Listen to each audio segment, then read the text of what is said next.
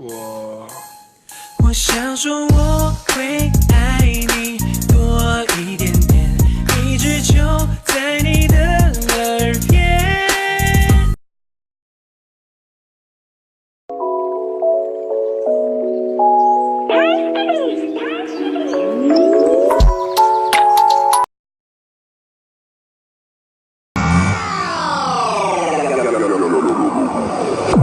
Cái gì nên nhớ à mèn.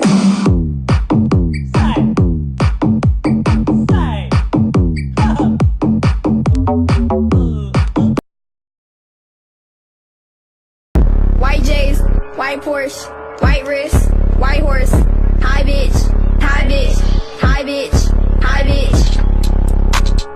Please stop, please stop, please stop, please stop. Stop that shit. One, two, three, come me.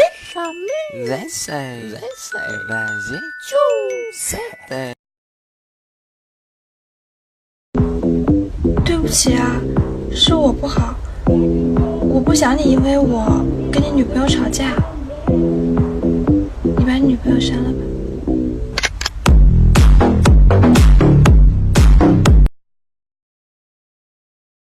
Ở đây nha, những ai dân chơi nghe phát biết nhà này nhạc gì luôn.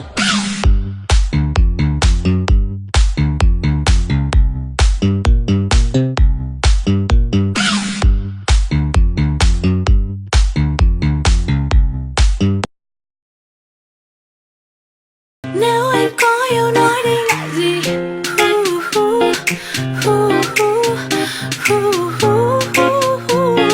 Nếu anh có yêu nói đi ngại gì.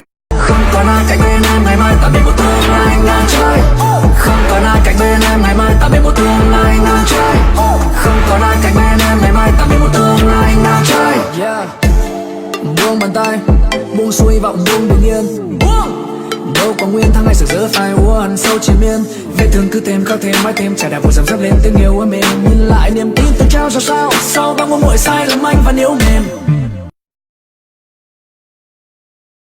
Hãy quên em đi và đừng yêu em nữa.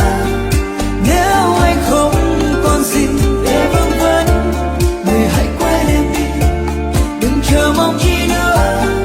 Tiếc thương gì cho lòng thêm xót xa. Oh my God! Oh my,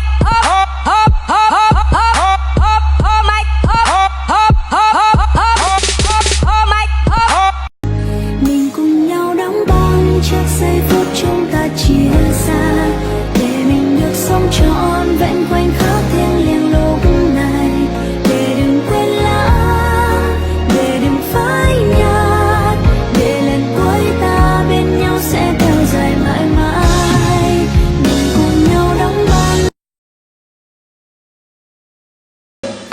Hay là mình cưới nhau đi. Hay là mình cưới nhau đi.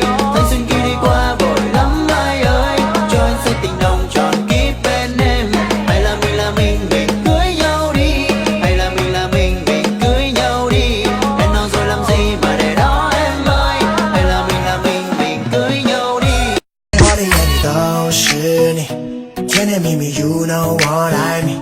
对你说我喜欢你，我们一起牵手去旅行，baby，我的眼。